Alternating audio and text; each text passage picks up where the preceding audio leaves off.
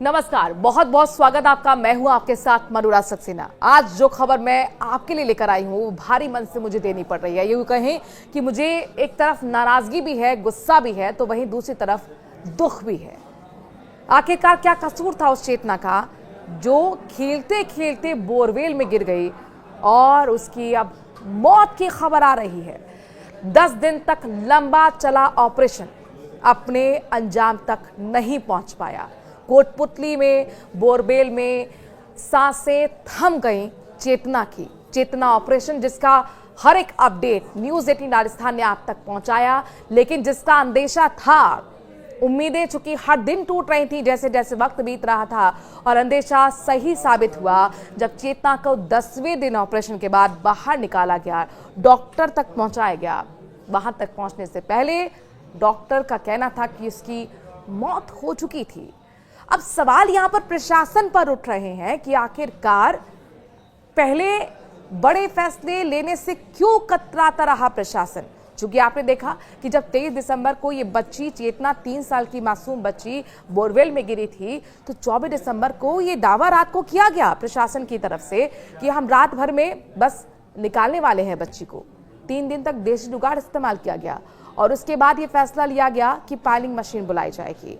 अब सवाल यह है कि आखिरकार पहले ही दिन पायलिंग मशीन क्यों नहीं बुलाई गई। ये देरी और लगातार हो रही देरी, चूंकि 48 घंटे बाद बच्ची का मूवमेंट नजर नहीं आया था कैमरे में, यानी कि अंदेशा बढ़ गया था कि कुछ कहीं गलत ना हो जाए इस बच्ची के साथ। और ये कोई पहला मामला नहीं है। आप देखिए राजस्थान में आपको कम से कम 20 दिन के बाद काफी तेजी से ये 5 से 6 महीने में मामले बढ़ रहे हैं, तेजी से देखने को मिले हैं।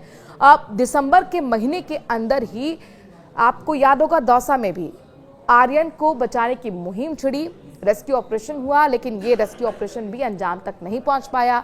आर्यन की सांसें बोरवेल में ही थम गई थी। 170 फीट गहराई में चेतना बच्ची गिरी हुई थी और इसे भी अब जिंदा नहीं बचाया जा सका है।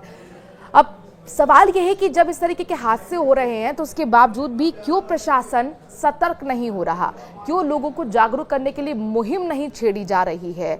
दौसा में आपको याद होगा जब ये आर्यन नहीं बचा था तो उसके फादर ने ही लोगों से अपील की थी कि हमारी गलती है, हमने खोला, हमने ही, हमारा ही परिवार ने बोरवेल खोदा था, उसको ढका नहीं था और आज ये खामियाजा हम ही भुगत रहे हैं। मैं सबसे अपील करता हूँ कि सब लोग प्लीज़ ध्यान रखें, बोरवेल खोद रहे हैं तो उसे ढके, लेकिन अल्टीमेटली जो जिम्मेदारी है वो प्रशासन की ही है। प्रशासन आखिरकार लोगों को जागरूक करने के लिए मुहिम क्यों नहीं छेड़ रहा, क्यों अब यहाँ पर इस तरीके का सिस्टम बनाया जा रहा है। पहले तो यहाँ पर इस तरीके के हादसे होने ही नहीं चाहिए। सबसे पहले तो बात यही है कि बोरवेल में बच्चा ना गिरे, लेकिन अगर हम कहते हैं कि हादसा हो भी जाता है तो आपको याद होगा कि 2005-6 की बात है, प्रिंस का यह हादसा हुआ था एक बार बोरवेल में। उसके बाद से लगातार ये मामले देश भर में भी हुए हैं, राजस्थान में तो बहुत ज्यादा तेजी से बढ़ रहे हैं।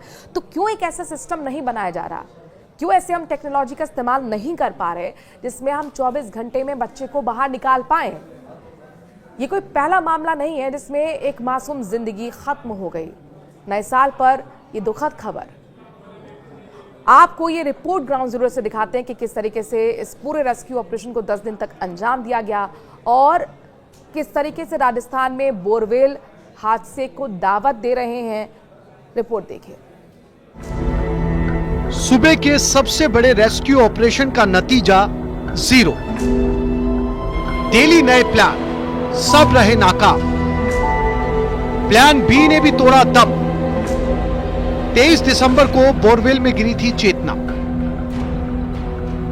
10वें दिन सूबे का सबसे बड़ा रेस्क्यू ऑपरेशन पूरा हो गया, लेकिन 3 साल की मासूम को सही सलामत निकालने की कोशिश नाकाम रही। ये जो बोरवेल था जहाँ बच्ची फंसी हुई थी, उसी जगह से वो बोरवेल टिल्ट था थोड़ा। इसकी वजह से जैसे बच्ची सीधा ही कहीं जाते जाते एकदम बोरवेल टिल्ट हुआ और वहीं वो फंस गई। उसके साथ में जो मिट्टी आई, इसमें और कोई भी नहीं, सिर्फ मिट्टी के कंकड़, गीली मिट्टी के साथ, और उसके जो कपड़े थे वही फंसे हुए थे। अंगुली से धीरे धीरे हमने मिट्टी को चारों तरफ से हटाते गए और धीरे धीरे हमने अपनी गोद में अपनी बहन को, अपनी बिटिया को लेके आए। 3 साल की हंसती खेलती चेतना डेड बॉडी की शक्ल में बोरवेल से बाहर आई। एनडीआरएफ के जवान महावीर जाट सफेद कपड़े में लपेटकर चेतना को बाहर लेकर आए। इसके तुरंत बाद चेतना को एम्बुलेंस से कोटपुतली के बीडीएम अस्पताल ले जाया गया, जहां डॉक्टर्स ने चेतना को मृत घोषित कर दिया। चेतना को निकालने की 5 से ज्यादा कोशिशें नाकाम साबित हुई। 23 दिसंबर की दोपहर 2 बजे 3 साल की मासूम चेतना अपनी बड़ी बहन के साथ खेलने के लिए निकली थी। पास में ही उसके पिता बोरवेल से पाइप निकलवा रहे थे। चाय पीना कितना महंगा पड़ सकता है ये उन्होंने कभी सोचा भी नहीं था। जैसे ही वो चाय पीने के लिए अपने घर पहुंचे, पीछे से चेतना बोरवेल में गिर गई। 23 दिसंबर दोपहर 1:50 पर कोटपुतली के किरतपुरा क्षेत्र में बड़ी आली ढाणी में चेतना बोरवेल में गिरी। दोपहर 2 बजे परिजनों ने पुलिस प्रशासन को सूचना दी। शाम 5:15 बजे एसडीआरएफ ने मौके पर पहुंचकर रेस्क्यू ऑपरेशन शुरू किया। शाम 6 बजे एनडीआरएफ की टीम पहुंची। रात 8:45 पर देसी जुगाड़ एक्सपर्ट्स जगराम एंड टीम पहुंची। डेली नए प्लान आए लेकिन सब नाकाम रहे। 24 दिसंबर शाम तक 4 देसी जुगाड़ फेल हो जाने के बाद आधुनिक मशीनों से खुदाई शुरू की गई। इसके बाद खबर मिली कि मासूम 120 फीट की गहराई पर अटकी है। इसी बीच 24 दिसंबर की सुबह के बाद से बच्ची की कोई हरकत नजर नहीं आई। लेकिन कहते हैं ना, उम्मीद पर दुनिया कायम है। सभी चेतना के लिए चमत्कार की आस लिए सैकड़ों लोग रेस्क्यू ऑपरेशन के आसपास रत जगह करते रहे। वैसे ऑपरेशन की नाकामी की बड़ी वजह अत्याधुनिक संसाधनों की कमी भी कही जा सकती है। सोचा था कि मिट्टी मिल सकता है, लेकिन मिट्टी नहीं था और पत्थर में भी जो हार्ड वाला पत्थर था, तो चिपिंग हैमर काफ़ी भारी होने की वजह से जब हम उस पर रखते थे तो वो उछल के दाएं बाएं चला जाता था। फिर हमने अपने प्लान चेंज किया, धीरे धीरे हमने बड्डी वाइज सिस्टम बनाया। एक बड्डी सपोर्ट करता था, दूसरा बड्डी उसको तोड़ता था पत्थर को। रेस्क्यू ऑपरेशन के फेल होने की 5 बड़ी वजह गिनाई जा रही हैं, लेकिन सबसे ज्यादा आरोप प्रशासन पर लगाए जा रहे हैं। प्रशासन ने फैसले लेने में देरी की। नाकामी के लिए स्थानीय लोग प्रशासन को जिम्मेदार ठहराते नजर आए। अब तक मिली नाकामी के लिए लोग स्थानीय प्रशासन को जिम्मेदार ठहरा रहे हैं। स्थानीय लोगों का कहना है कि प्रशासन ने निर्णय लेने में देरी की।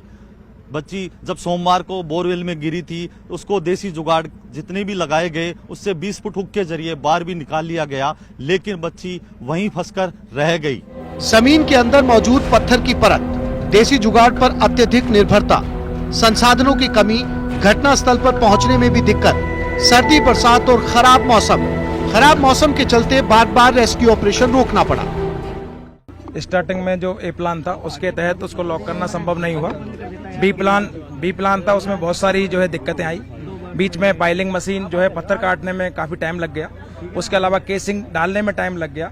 बारिश आ गई, मौसम खराब हो गया। उसके अलावा जो है 161 तक ही जो है केसिंग जा पाई, आगे केसिंग पहुंचना संभव नहीं था। तो बाद में जो है बिना केसिंग के जो है सेफ्टी के साथ जो टनल बनाई गई, पहले 8 फीट की टनल बनानी थी, लेकिन 12 फीट की टनल बनानी पड़ी। उसका कारण ये था कि एक्चुअल में बोरवेल टिल्ट थी और दूसरी साइड में हो गई थी। उसके लिए हमको एक्स्ट्रा टाइम लगा, पूरी रॉक काटनी पड़ी, चट्टान काटनी पड़ी, लगातार जो है उसके लिए 3 दिन तक कटिंग चलती रही और उसके बाद आखिरकार जो हमने बच्चे को निकालने में सफलता। बोरवेल में गिरकर जान गंवाने वालों में चेतना पहली और आखिरी नहीं है। ऐसे हादसों की लंबी चौड़ी फहरिस्त है। खेत खलिहान और आंगन में खुले पड़े बोरवेल में गिरने से देश में हर साल औसतन 50-60 लोगों की मौत हो जाती है। हालात इसलिए भी गंभीर है क्योंकि बच्चों को बाहर निकालने के लिए अभी तक कोई स्पेशलाइज्ड या रोबोटिक सिस्टम डेवलप नहीं हो पाया। इसलिए इस तरह के मामलों को लेकर अब सख्त कदम उठाने की जरूरत है। न्यूज़ 18 राजस्थान के लिए कोटपुतली से हीरालाल सैन की रिपोर्ट।